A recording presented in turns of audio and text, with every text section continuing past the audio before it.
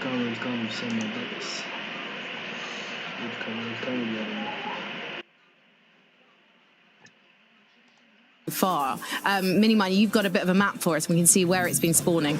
Yeah, well, there are 7 different set spawn locations for this island, and they're sort of spread out sort of north, south, and maybe middle if you want to sort of describe them in that way. And what I find really interesting about the way that these sort of operate, they kind of have very similar spawn rates, so that's not too important, but the players and the teams that are actually going for these islands, usually Levin kind of correlates to where they actually end up landing. We see iDrop's trio, of course, landing more towards the south of the map. They're the ones that they're going to be claiming more often than not. Same with Vico up on the north and Queasy more in the center coming from Seaport. But of course, you know, there are more elements to it than just claiming and eliminating that boss. Yeah, it's not as straightforward as that. I think a lot of the top teams, as you'll see, are going to be the teams we've seen up there the most, right? This is, you know, a map showing just in terms of like who actually eliminated the boss up there, Shogun, the most, right? Because as we've seen in other games, you can actually get the benefits of playing for the island without being the team that eliminated the boss. We saw that obviously in the group stage when Queasy's team won. They didn't eliminate the boss, but you would consider them an island team in that game, right? Because they went up there and benefited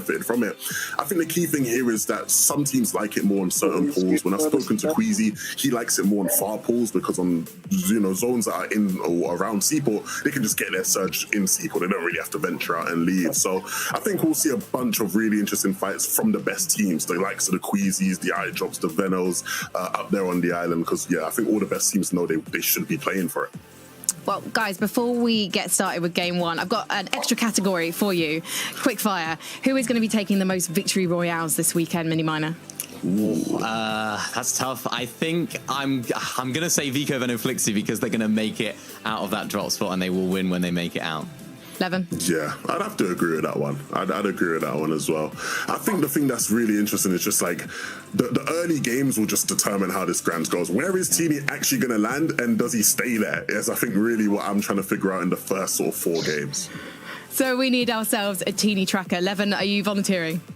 I will be straight in the replays, tracking Teeny for sure. The biggest man in the game is the Teeny tracker. Thank you so much, boys. I've learned so much already, and we've got so much to show you guys at home this weekend.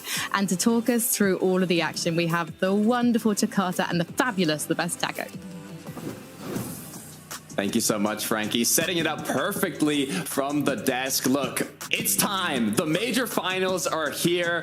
Last chance qualifiers shook up everything in terms of drops for these top trios competing. Taco, are you excited? Implications are insane. Like, what were we witnessing after everything that took place in the last chance qualifier? And now to see all